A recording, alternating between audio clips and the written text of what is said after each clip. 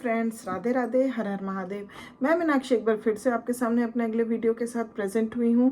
तो चलिए शुरू करने से पहले फटाफट से बताइए आप सभी लोग कैसे हैं। I hope you are happy and healthy. तो चलिए इसी के साथ मैं आज का टॉपिक शेयर करती हूँ। पिछले कुछ वीडियो से हमने एडोलेसेंस पीरियड के बारे में बताया कि जब बच्चे एडोलेसेंट पीरियड में गुजरते हैं, इस डेवलपमेंटल पीरियड में जब आते हैं तो किस तरह की चीज़ें उनको फेस करनी पड़ती हैं या किस तरह के बदलाव और डेवलपमेंट, ग्रोथ, चेंजेस सब कुछ देखने को मिलते हैं। तो इस एडोलेसेंट पीरियड के मीनिंग के बारे में और ईयर्स के बारे में बहुत कुछ हमने जानकारी ली और हमने कैरेक्टरिस्टिक्स के बारे में एक एक करके जानने का दौर शुरू किया।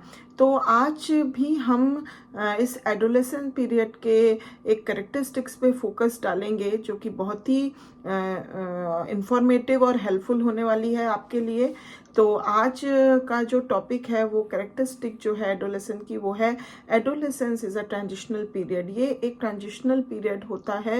ये क्यों होता है, कैसे होता है, आज इस पूरे सेशन में मैं आपको ये सब बताऊंगी। इसलिए please be remain in the session till the end to get this wonderful information but in a better way, which is very helpful later on also, and to understand the adolescent children more better and to support them.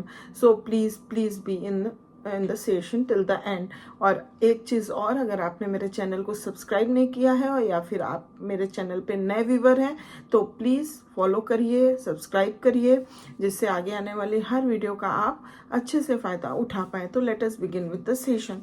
अब बात होती है कि adolescence जो है वो transitional period कहलाता है। वैसे तो transition does not mean a break with or a change from what has gone before, but rather a passage from one stage of development to another।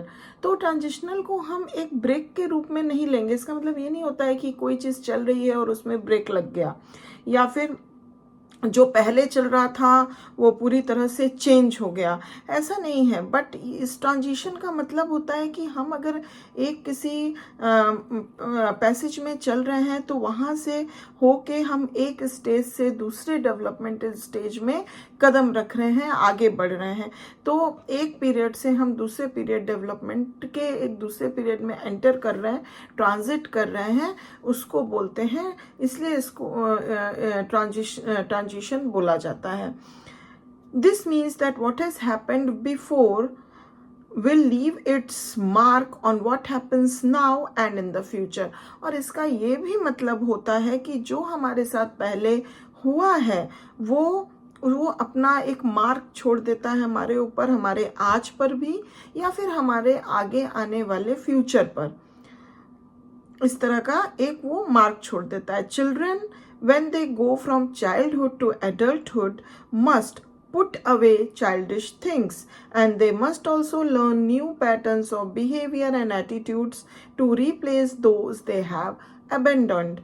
तो अब जैसे एक एग्जाम्पल के ही तौर में आप देख लीजिए, जब भी कोई बच्चा जो है वो अपने चाइल्डहुड पीरियड से, डेवलपमेंटल पीरियड से एडल्टहुड तक का सफ़र जब तय करता है, पहुंचता है, तो वो पीछे अपने चाइल्डिश थिंग्स जो वो चाइल्डहुड पीरियड में करता था, एक चाइल्डिशपन जो उसके अंदर थी, उसको वो छोड़ देता है, उसको वो गिव अवे कर देता है और नए न्यू पैटर्न्स ऑफ बिहेवियर और एटीट्यूड्स को वो लर्न करता है to replace those they have, जो कि वो पहले जो चीज़ें नहीं सीखा था या अबेंडन किया था, उस नए न्यू पैटर्न्स और बिहेवियर और एटीट्यूड्स को वो सीखता है। तो इसी को बोलते हैं दिस इज द ट्रांजिशन।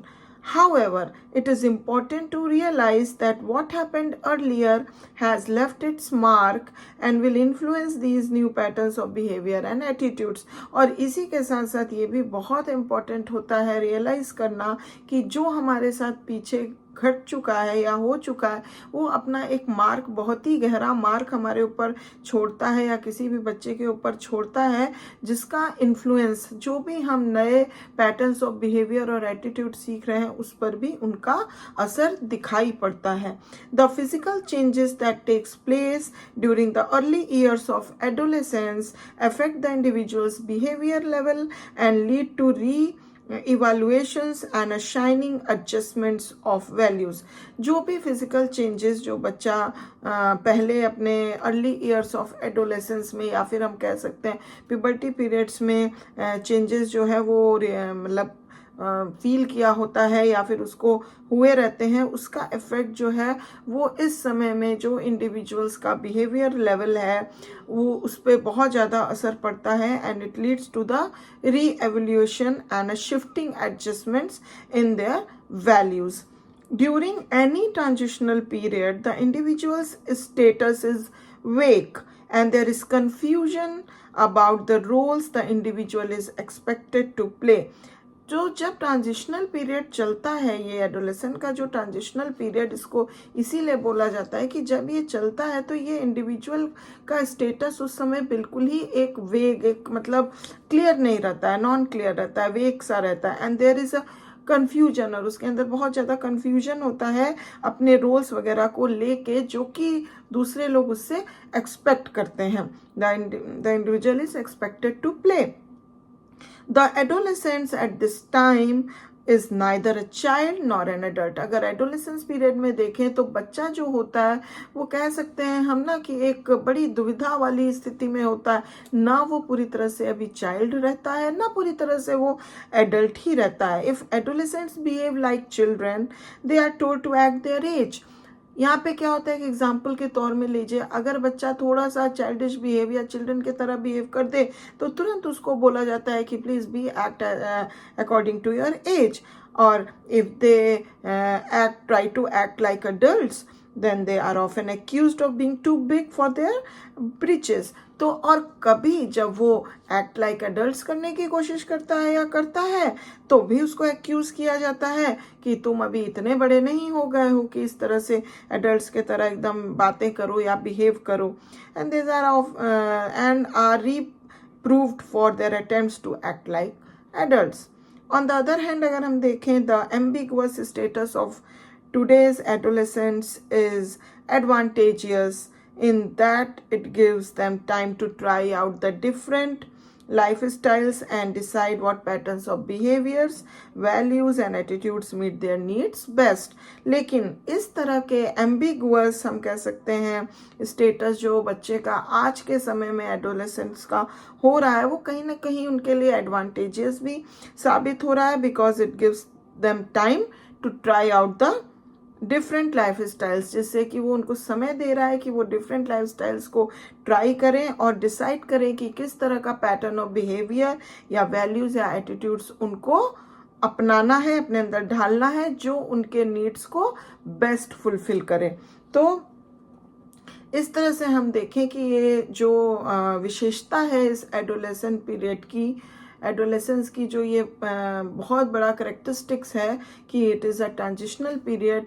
तो यहाँ पे क्या है कि बच्चों को समझना और बच्चों को क्लैरिटी देना इज़ वेरी वेरी इम्पॉर्टेंट, नहीं तो यहाँ पे ही बच्चे बहुत ज़्यादा कंफ्यूज्ड और बहुत ही ज़्यादा हम कह सकते हैं कि समझ नहीं पाते हैं कि हाउ टू बिहेव, तो वो अपने एक पर्टिकुलर पैटर्न ऑफ बिहेवियर और एटीट्यूड्स को नहीं बना पाते हैं और बहुत एम्बिगुअस सा उनका पूरा सोच और पूरा डेवलपमेंट जो है हो जाता है कहीं कहीं पे, जो कि उनके लिए अच्छा नहीं है। तो as a parents, as a teachers, as a neighbourhood, as a normal person, हमको कहीं भी ऐसा लगे तो हमको एडोलेसेंट्स को यहाँ पे बहुत ज़्यादा क्लैरिटी देने की ज़रूरत है और उनको सपोर्ट देने की ज़रूरत है, जिससे वो इस पीरियड का पूरा एडवांटेज उठा सकें और अपने डेवलपमेंट, अपने वैल्यूज़, अपने बिहेवियर ऑफ पैटर्न्स सबको अच्छे तरीके से ग्रैप्स कर पाएँ, समझ पाएँ और डिसाइड कर पाएँ कि किस तरह की चीज़ें करने से और एक्ट करने से उनको क्या है कि एक नई दिशा मिलेगी and it's paves for the later development of their life, और उनकी नीड्स जो हैं वो पूरी तरह से बेस्ट मीट होंगी। तो I hope that this information is giving you a lot of knowledge, and it will be helpful for you. If you like it, please give a like. If you have any comment, any query, any questions, please give it to the comment box, and I will back soon with my next video. Thank you very much for watching this video till the end, and still if you haven't subscribed my channel, please subscribe it and follow it. I'll be back soon. Till then, please take good care of yourself. Bye bye.